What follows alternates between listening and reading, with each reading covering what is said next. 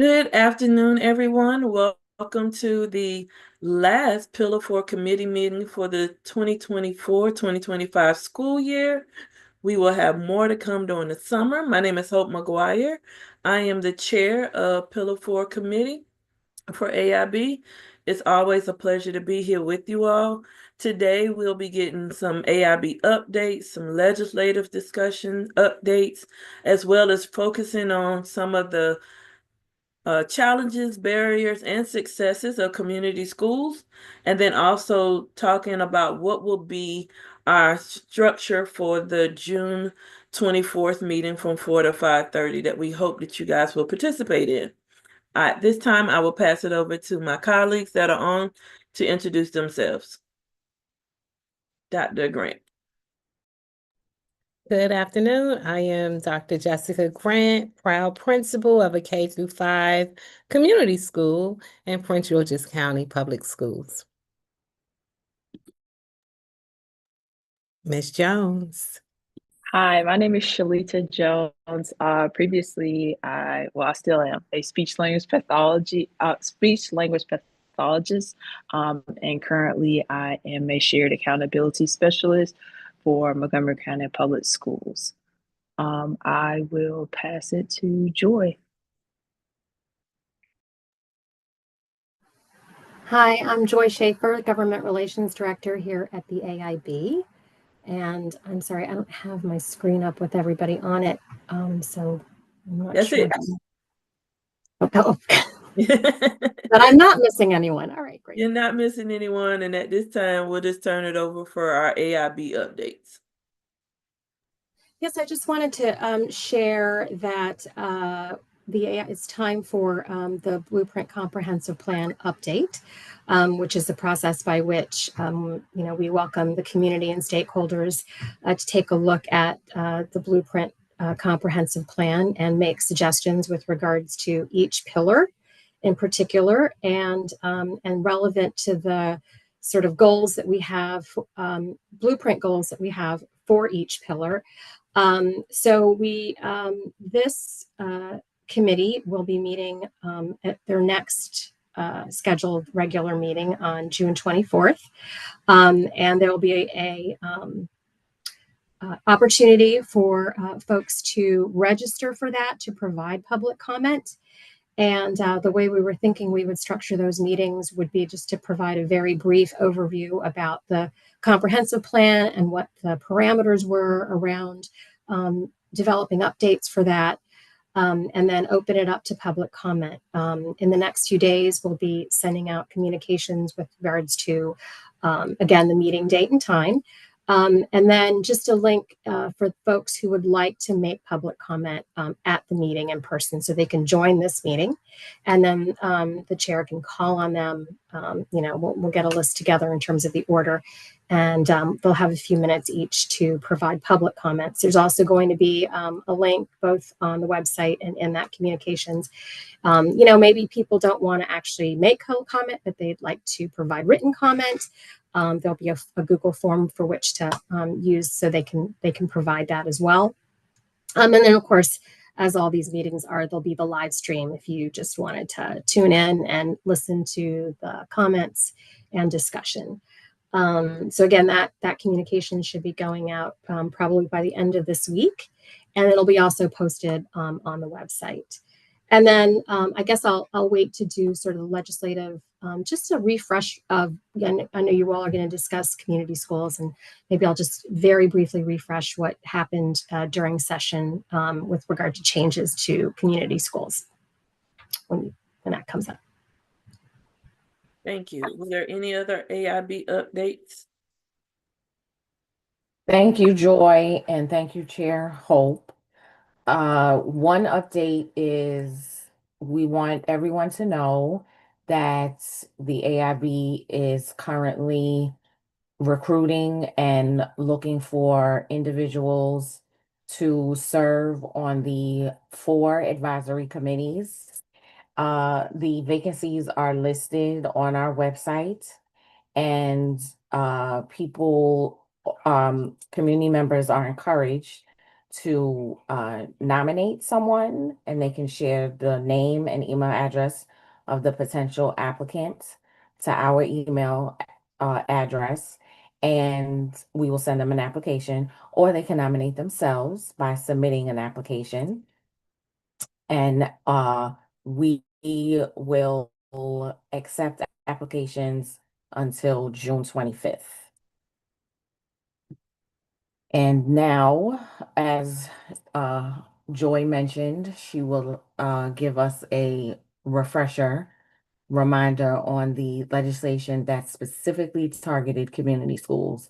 If you remember, Joy graciously came and attended the last advisory committee meeting in April and gave a full legislative updates on all things Pillar 4. And so if you are new to watching these meetings, you are encouraged to go back on our website and look at the April meeting to get the fuller legislative update from Joy. So Joy, the floor is yours. Well, thank you. And it's a pleasure to be here again. And so just very briefly, because I know you've got a lot to discuss, a few things changed with regards to community schools in legislation this past session. And it included changes to the threshold of the number of eligible schools LEAs must have in order to be able to distribute funds centrally on behalf of community schools. It expanded the eligibility for school systems to do this if they were to have 10 eligible schools, or if at least 35% of their schools were eligible schools. They can spend funds on behalf of schools centrally as long as the funds are provided to at least 2 community schools. There's also requirements now that should an LEA spend funds centrally, they must provide a detailed report on how these funds are spent and on what. They're also required to develop a countywide community schools implementation plan that has to be connected to the individual community schools implementation plans, as well as to measurable goals. The bill also authorizes MSDE to direct funding distribution if a county board has not expended funds in accordance with an approved implementation plan. A couple of governance changes I wanted to highlight. One is the appeals process by which LEAs can request this flexibility in fund distribution. It's no longer a process established by the AIB. The governor's bill shifted that responsibility to MSDE. And in terms of reporting, if you remember last session, there was legislation that passed requiring community schools coordinators to submit an annual evaluation to both the AIB and MSDE. And it also required both of the agencies to then make those publicly available. Those community school coordinators can still complete those annual evaluations, but they are now only going to MSDE. And then MSDE has then the responsibility for summarizing them and submitting that summary report to the AIB and the General Assembly, and then making each of those evaluations publicly available on their website. Some additional changes included the expanding eligible wraparound services to include one, improving student attendance and chronic absenteeism. And the second was to offer evidence-based in-school, in-person tutoring during the school day. And then in terms of some statewide central support for community schools, the governor's bill authorizes MSDE to hire staff to support the director of community schools housed within the Office of Community Schools and expand the learning time. And then finally, in addition, there is a statewide evaluation, an annual reporting evaluation, well, not annual, but a statewide evaluation due December 1st, 2028, that MSDE is to do after consulting with a higher education institution that conducts research on community schools, evaluating the community schools program. And that report is due to the AIB and the General Assembly, again, December 1st, 2028. Those are the legislative changes, specifically to community schools. Thank you. There's a lot happening with community schools, so we appreciate the updates. And our first part of talking about community schools today is to just think of the current landscape of where we're at and where we're headed. We'll talk about challenges and barriers, not just from our own LEAs, but what we've seen across the state, and then what is the impact of things nationally to community schools. And then we can also discuss some successes, because there were quite a few. We probably can post a list of all of those, because I will say this was a pivotal year for community schools and getting more time to collaborate with each other, reaching out to each other across the state, making sure that we had those regional touch points, and that has made a world of difference in community schools. So the first thing for community schools, the current landscape, we currently are moving to have 715 community schools across the state for next school year. I know for my county and some others, Baltimore County, I believe even PG County,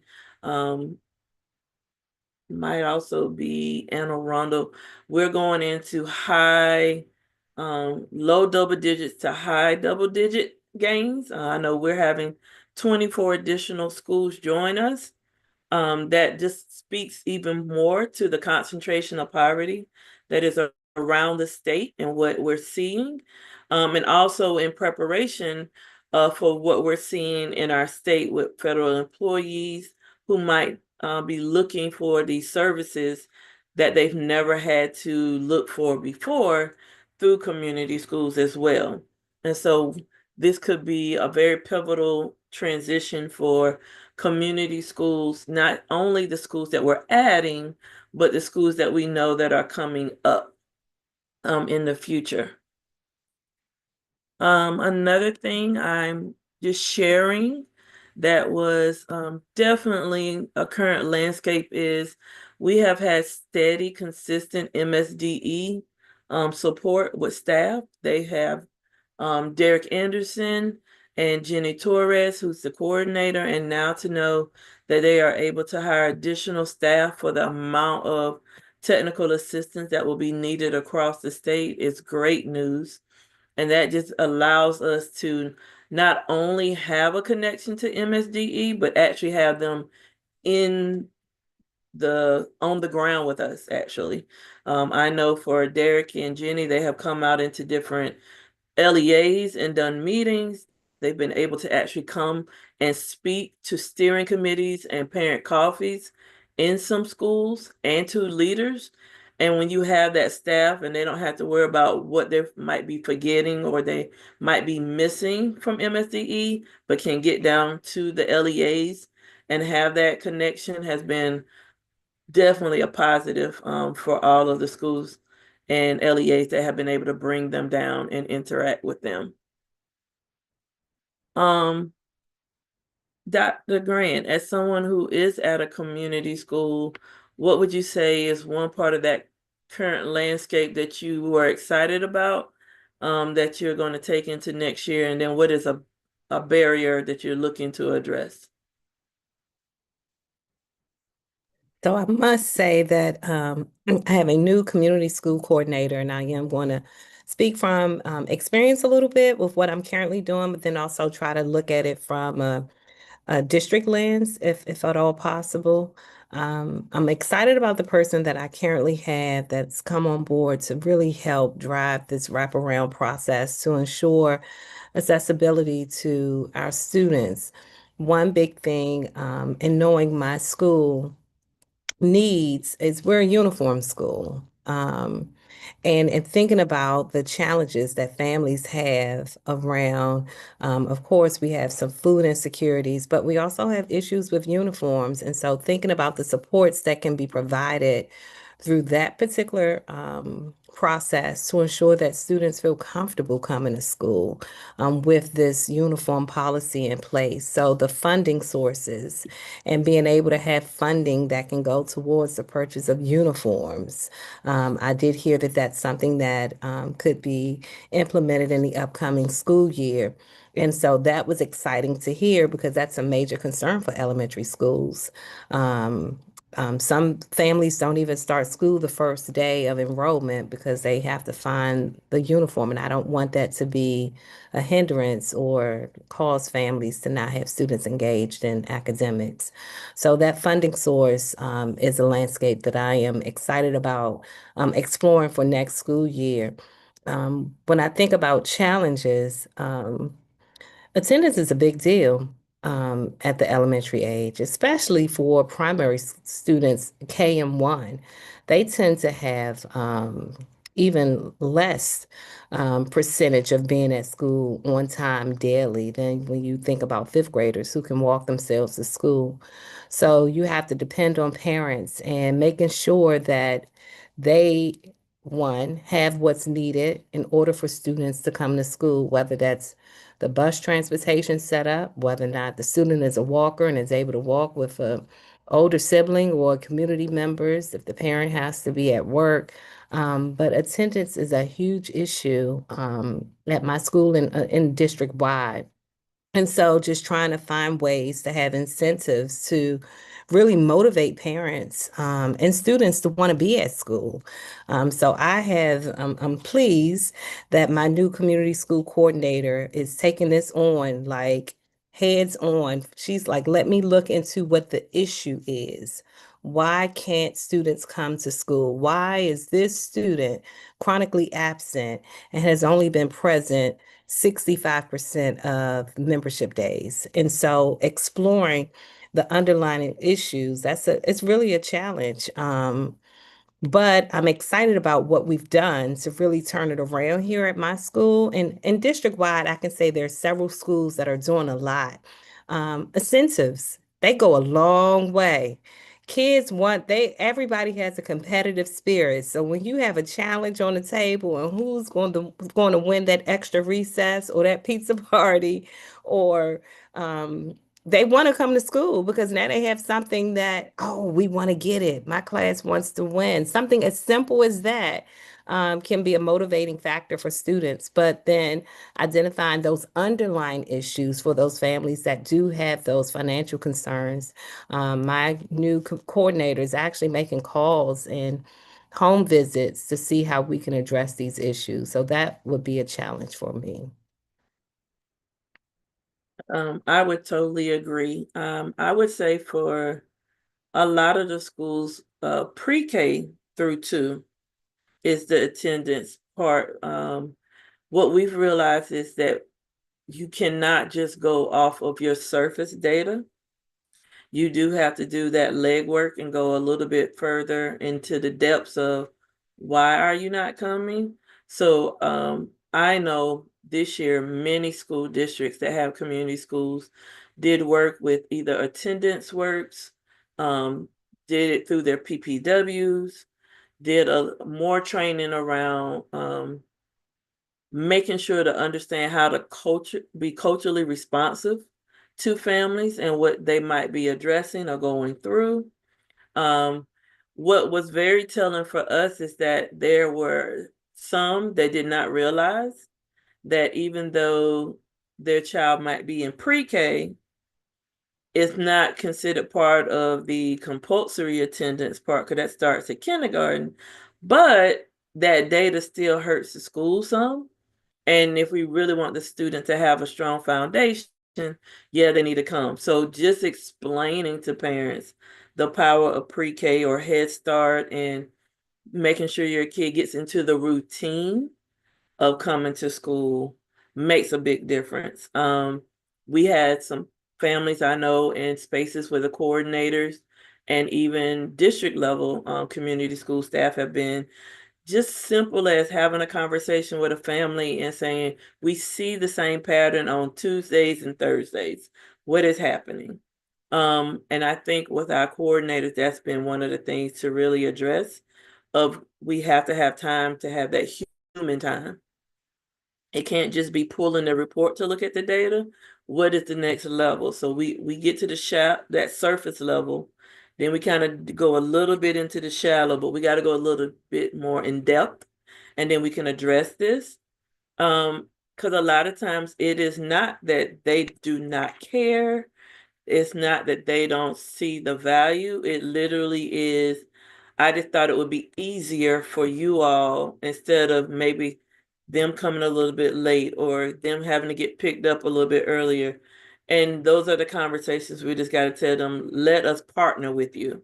Because we might have a way around that benefits you and your family to support your child, as well as for the school to make sure all things are covered. So I would agree that that is a challenge across. And just to add one last piece, because yes, the attendance is huge because academics is impacted, right? You miss the first 20 minutes of class because you're tardy every day. But that first 20 minutes, we're reviewing something from yesterday that you may have had some misconceptions around. But now that 20 minutes that we reviewed this information, you missed it.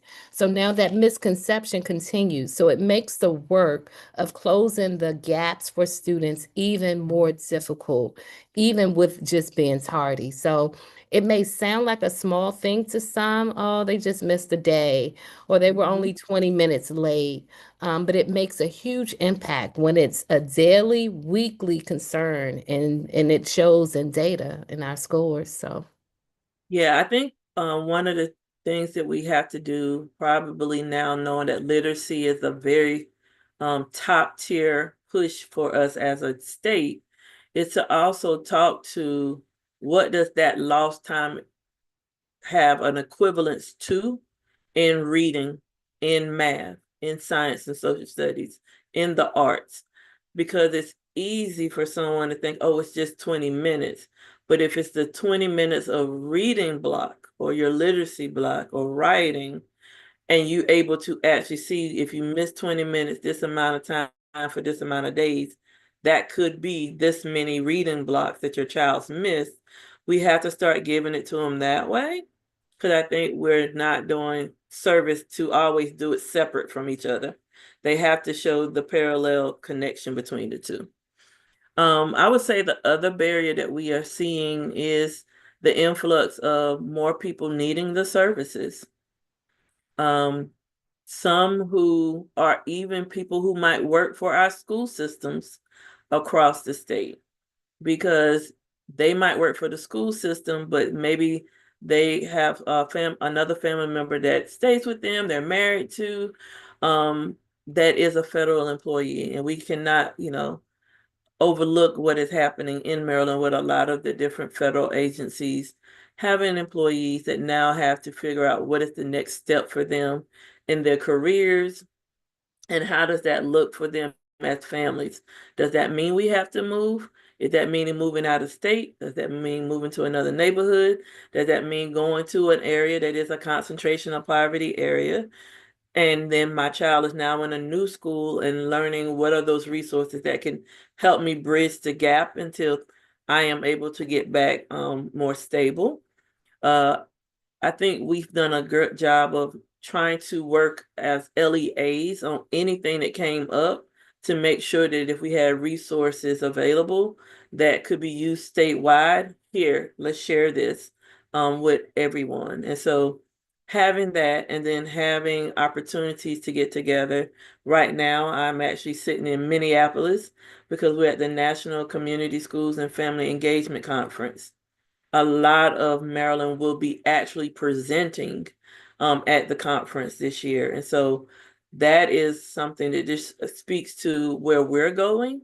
I think the challenge is we're seeing that we also need a level of professional learning for those who have already hit a certain area or plateaued with the basics, and how do we get them to intermediate and advanced implementation of community school strategy, and get our school boards and our executive cabinets and our LEAs to match that as well.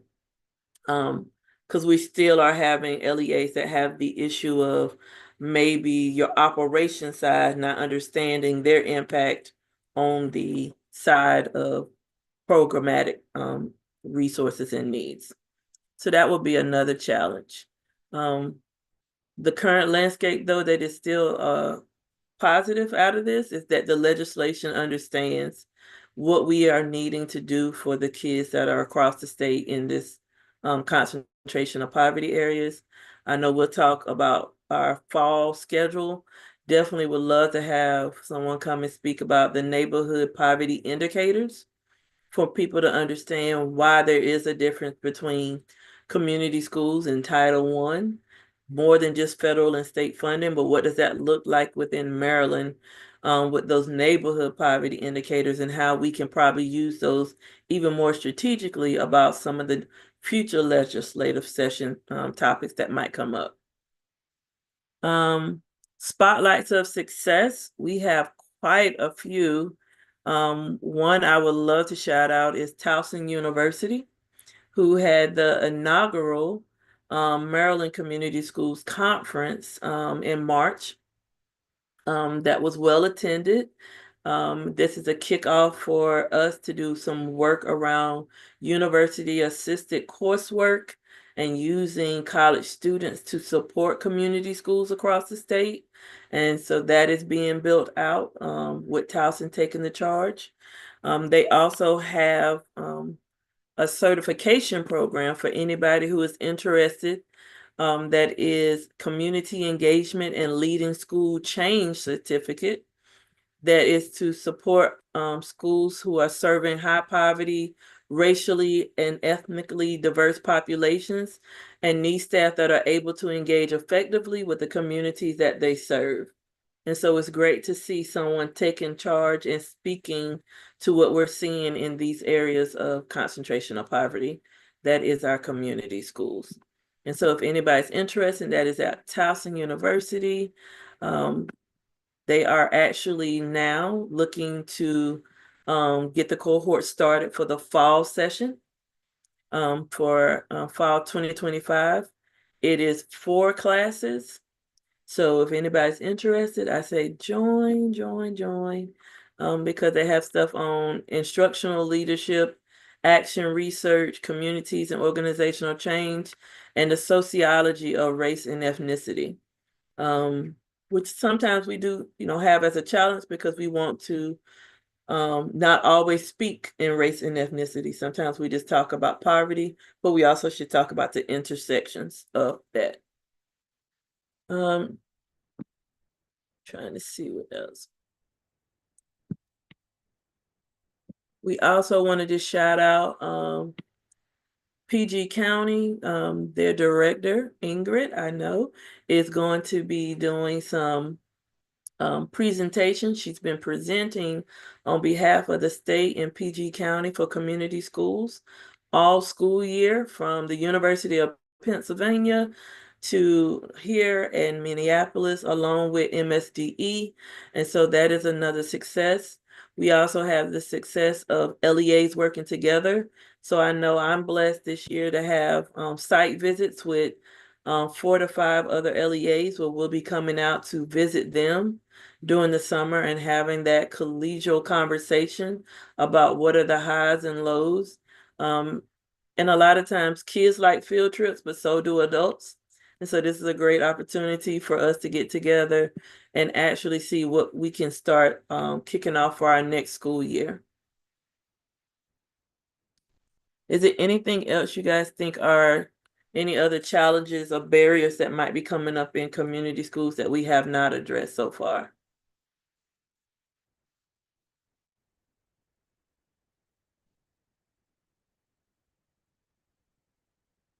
All right. Another one I will say that will be successful for everyone is that around August 15th, you will literally get to see across every LEA infographics around their spending, what they spend it on. There will be a big push not only from the state level, but also for us across all the LEAs that will be posted on websites. So if people are interested in seeing how schools have been spending their money, what schools are community schools, a lot of that will make sure to be front facing on websites or easier to find. So you are able to see us being open, honest, and transparent about those funds as well. Yes, Lisa. Sorry, I was slow to get to my controls. I wanted to ask a follow-up question to the committee members on their thoughts on around the student behavioral health needs in the community schools and those, I'm sure, challenges. What challenges have they identified? I would say personally, professionally, what I have noticed, what I have witnessed is that we've done an amazing job supporting the students. We're now at the level of building the trust with the students and the students telling their parents, and now the families are open to addressing mental health and behavioral health challenges and struggles that they might have themselves. Parenting does not come with a guide. And we know that when you put the pressures of poverty or the pressures of being a parent when you're trying to also figure out how you're going to take care of your children and your families, and might also have something with health happening, that is the challenge. So us making sure that not only are we reaching the students, I will say the other bigger challenge is there is not enough people within the field. So we usually have wait lists across the state for mental health services in many areas. So if anyone was ever thinking of a career change, or if it's a student that's listening, the human service field for school social workers, school counselors, school psychologists, um, family therapists, child therapist that has a specific area that they're looking at, trauma informed practice therapists, those that can help those that have dealt with trauma. That is the bigger challenge. We have many who are, connecting people, but the weight is one of the issues. And the other issue will be if they can get in because of insurance or lack of insurance. It's going to be the debate around no insured, underinsured, or insured, and what does that look like when it comes to mental health. Does anyone else have anything else around that one? I definitely think the biggest challenge is getting parents to also address their mental health and behavior health needs that they have at the same time, and not show it as a weakness, but as an asset when they are able to balance that for themselves. So I am thankful that I have a full-time mental health therapist here at my school by way of being a community school. Um, Full-time every day. She is phenomenal. Her, along with my professional school counselor, we have a mental health suite where they engage with students throughout the day. I will tell you, this is the most I've seen students say that they're having mental health challenges. I've had students come to me and say, "Is the counselor here or is the therapist here because I need to speak to someone?" So I'm proud of them for being able to verbalize what they're going through and being able to say that they need that support. But I do believe that there's a lot happening, and students are dealing with a lot of trauma, and not knowing how to mentally handle some of the things that they're faced with. I have a large foster care community in my home, in my school as well.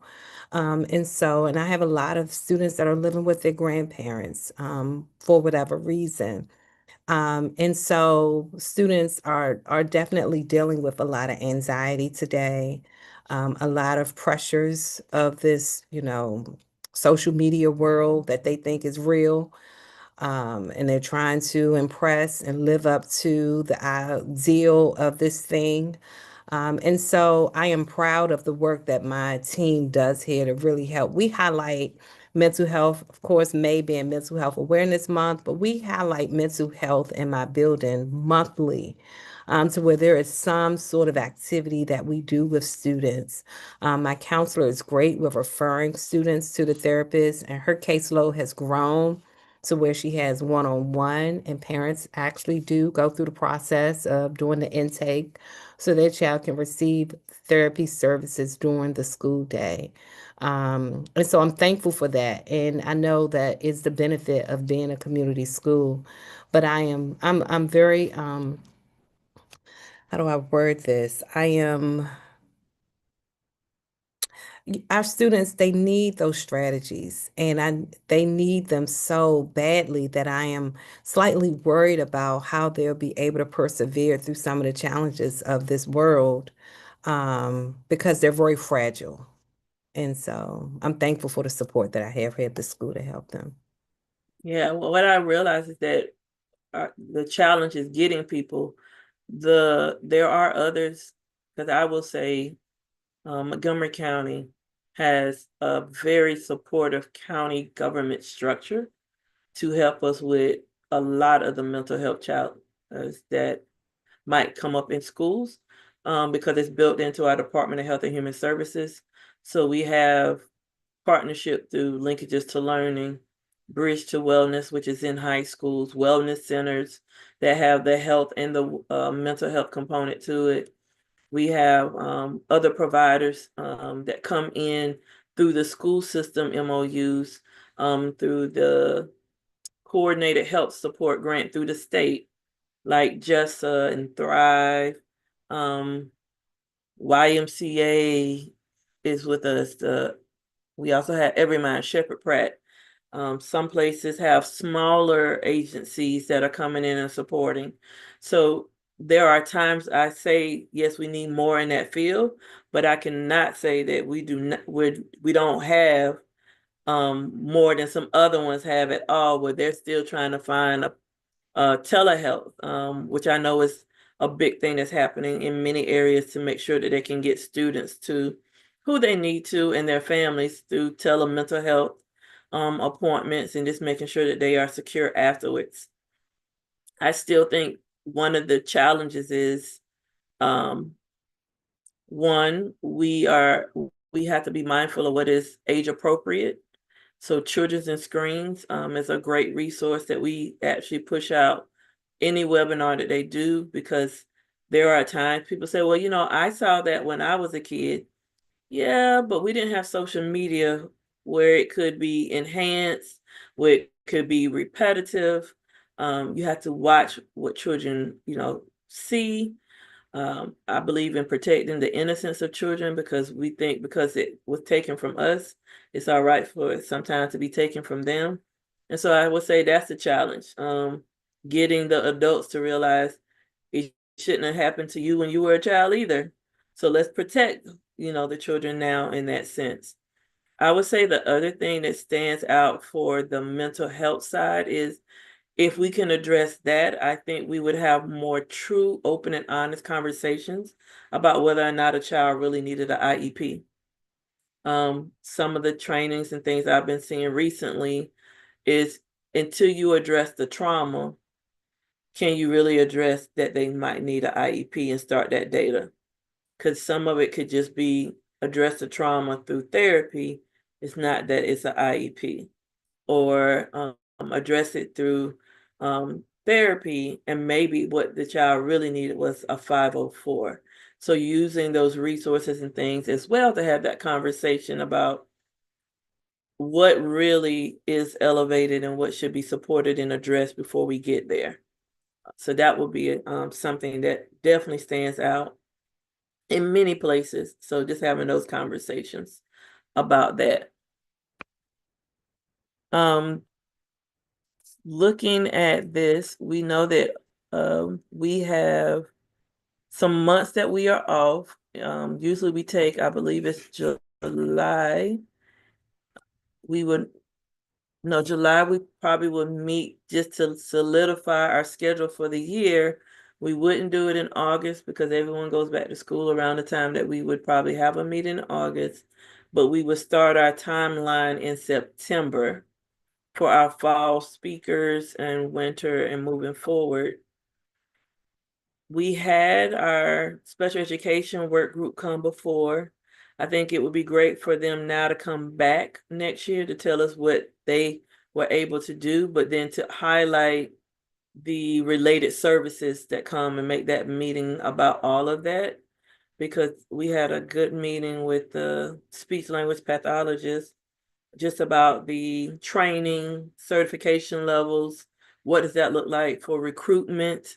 But then also what does that look like within the intersections of the different pillars? Grow your own, community schools, literacy, how would that work?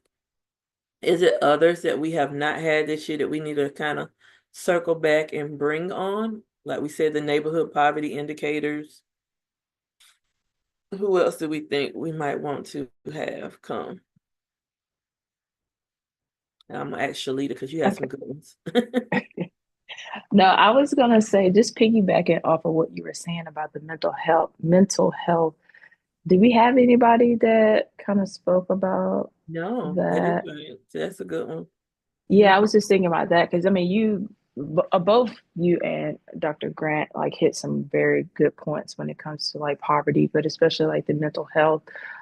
We do specialize in kids, obviously, from a standpoint from an educational standpoint, but we know that the climate is changing here in America, and especially in the Maryland area, to where a lot of families are going to require that support as well. So we know that there's a direct correlation when it comes to the mental health and not having a job or poverty. So, you know, we definitely want to make sure that the children are well, but also like how can we also help the parents as well. So maybe, you know, that mental health group, but also tapping into the support that we can give for the community, especially parents who, you know, they may not even be federal workers or just laid off. I know a lot of government and contractors, you know, or just there's a lot of contracts that is being eliminated. So, you know, in that realm too of how to support them is going to be, I think it's going to be very beneficial that we can at least have some support around that to help them. I think since we had our SLPs come, the speech language, we should also probably look at the OT, occupational therapy, physical therapy coming, because they might be able to share some insight on what they're seeing as a trend right now in kids. Before I moved from school back to central office, the big thing was kids OT not being able to hold the pencil because all they do is Right. swipe on their tablets or the cell phone. Yeah. So like, do they still see some of that? You know, that would be they're great. kind of getting away from the whole so per se. But if we're thinking about from an OT standpoint, we're thinking about that sensory diet. So we know that, you know, kids, we are, as a educational sector, we tell children to sit down for 8 hours. But however, as adults, we're able to move around. We have our little fidgets. We're able to still learn and still grasp the material while not just sitting down. So I definitely agree with you from an OT and PT standpoint. I would even push it to maybe an audiologist as well. We know that is related to you know, literacy, because if you can't hear the sounds, that could impact it. That can impact reading skills, as well as support that is needed within the classroom for some of these individuals who may have audiology services. So yeah, I would just, get the whole related service crew to see, like, we are providing these services, but like you were saying, Hope, previously, there are some steps that happens before they get to the IEP that we probably need to shine a light on some of Mm-hmm. those strategies that could be in the classroom before we have them, they have an IEP. So yeah, I would definitely agree with that. I think also having someone come from the Enough Grant office, since their focus is to look at the areas that do have community schools within them as they are awarded the grant, like just seeing what did they learn, what were their same like challenges, barriers, their success stories. Um, that would probably be a good group to come because they would actually be touching across all things a Pillar for through that grant and what the community quarterback and their respective agencies working with them are going to be focusing on, whether that be track 1, 2, or 3, and then giving everyone an update of the difference in the tracks, and then also the expectations of that work when someone is awarded that grant will probably be a good one.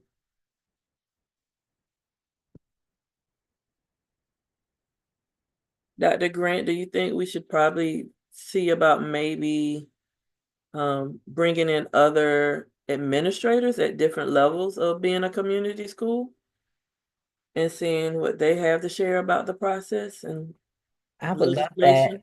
When you think about the secondary level, and even I like a community Mm, school coordinator who's been in place for a while, like what are some successes that they've had in their role that they can share with newer schools? As I am a new school, that's a community school now.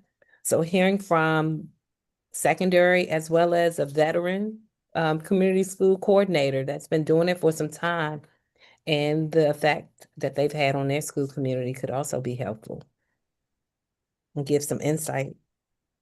definitely. I would say that would be something that, thinking about our original conversation about what was somewhat a challenge, was the autonomy for LEAs of how they select their community school coordinators.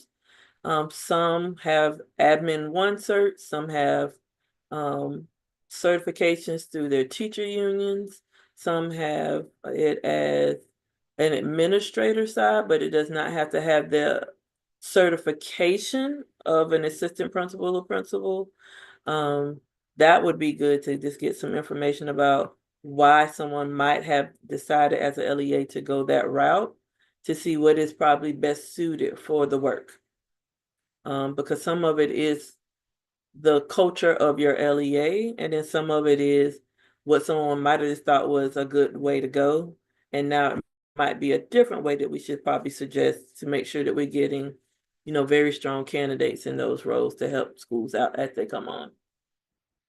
I definitely agree with that because some schools have what we call a PA, a parent engagement assistant. Mm-hmm. And that role is a supportive role, not viewed as an administrative role within my LEA. And oftentimes, I think that it's a great segue to the community school coordinator. However, I've been told by the director for my LEA that that's not always the case. And it's actually not a direct segue because of how the leadership is needed for this Mm-hmm. community school, and sometimes the parent engagement assistant, depending on what their education background is, they may not even qualify for the position of community school coordinator. But in my mind, I'm thinking you're working as a parent engagement assistant, so you're working and doing some sort of connections and partnerships with parents. So you would think it would be a great segue, but I've had a lot of conversations around that And I found that a lot of candidates, because I've been on a hunt trying to find somebody. I've seen like I've went through several resumes, and I'm very happy with the selection that I have. And she's just been with me a little over a month, maybe 2 months now, and she's actually at the conference, and so I'm excited for her to get this experience. But she has done. Nonprofit work and director of a nonprofit, and she comes with so much knowledge around the partnership piece that she gets that. She gets, finding ways and finding resources and wraparound services and, personality to communicate. And so I'm thankful for the opportunity to have someone to partner with me in this work. But yeah, I was like, well, just the PA. Come on, that's a great segue. Well, it's a great point though, because I think many think that community schools is just for the families, where the word in the beginning is community. So it is for it to be a dual capacity building on both ends. The community builds the capacity of the staff and families at the school, and the staff and the families do the same for the community. And I think a lot of times the conversations I've been in, a person has one of those, but in this work, you need someone who has all of them or who can interact with all of them. Because it does take you understanding what is that dual capacity. Like we do a lot of, as Shirley said, making the kids sit for 8 hours. We do the same things for parents sometimes when they come in, or families when they come in, caregivers. We give them the information, but sometimes we don't listen to the information they're giving us, because that would actually build our capacity of how do we engage them better.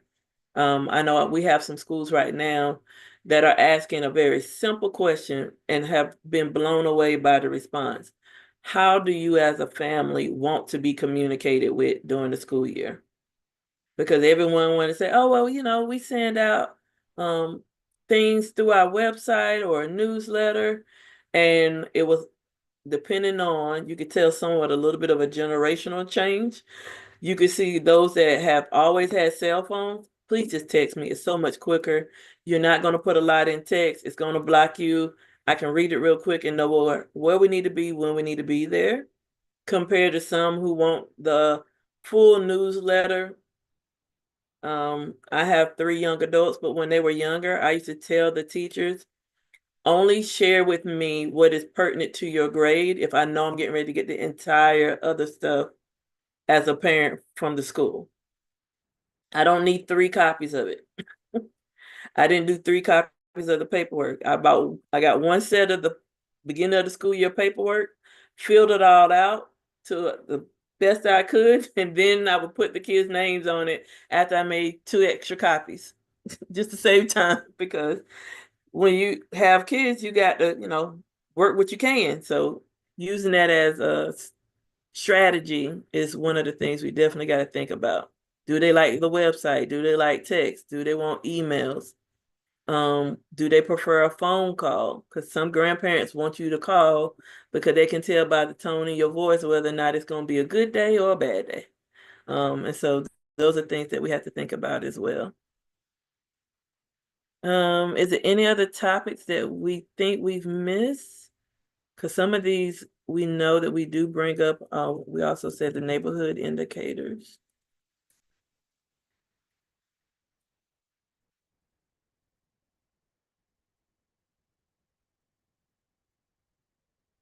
I almost will say, what do you guys think about us inviting someone from the other pillars, for them to tell us, like, from your perspective, from your pillar, how does it help our pillar? And us just have a meeting where it's just a representative from the other pillars joining us to have that conversation. Yeah, I think that's a great idea. We'll tell them they can come to our house first and then we'll come to theirs.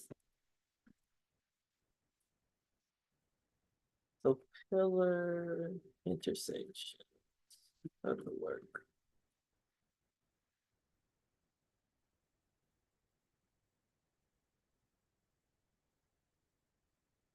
All right, so we have behavioral mental health services, the work group for just people attached to that in LEAs. Special education work group giving an update, related services such as occupational therapy, physical therapy, audiologists, community schools, MSD updates, with leaders of community schools, elementary and secondary at different timelines of being a community school, along with a community school coordinator at different timelines, meaning are they a first year, third year, or veteran community school coordinator? Enough grant, uh, share out and updates, neighborhood indicators of poverty, pillar intersections of the work, which is the other pillar committees. Is there anything else we could think of? I believe And so. I Yeah. wanted to jump in and Mhm. remind your committee that this year you received a presentation from Pillar 4. Sorry, from One. special education Yes. work group. Yes. Mhm. I know who we didn't get one from that we did talk about. That was pillar 2. Is that the college and career? Did I get it right? Pillar 2 would be teachers. Yeah, the grow your, do they have the And then Pillar 3 is college and career? career readiness and CTE. So we could do So a pillar 2 around the teachers around these topics, getting their perspective and what are people doing to build teacher capacity in LEAs. And then you said pillar 3 was the college readiness, yes, and that's where we talked about like maybe some grow your own right. and career paths. All right. I think that takes us through the whole year with these topics. We do know that November, December, we figure out whether it's November or December, and it's one meeting that covers both of the months. And then we have, so it'll be September, October, November, December together, timeline, January, February, March, April, May. And then, in June, we do a closeout in June. So at this time, I think we have all of our topics. The main thing is to remember June 24th, we'll get more information, but we will be the host for a public feedback session that is on the Blueprint Comprehensive Plan. Is it anything else? Joy, is there anything else that we might need to know about that at this time? Or any other topics you might think of? Oh, we should put on here another legislative update. Just have it built in. Okay. Yes, I don't have any other. I think I covered all the information, especially about the next meeting. Okay. All right, so at this time, I don't think we have anything else. We've actually completed our agenda. I can give people back their 23 minutes, well, 22 minutes. But we do hope that people will reach out to submit their comments or join us for the public feedback comments on June 24th, 4 o'clock for the Pillar 4 hosting the Blueprint Comprehensive Plan public feedback. And so at this time, we will adjourn this meeting. Have a good one. Thank you. Thank you. Have a good one. Enjoy the conference. I will. I'm so Thank excited. Have a good one. Thank you. Good night. Good night.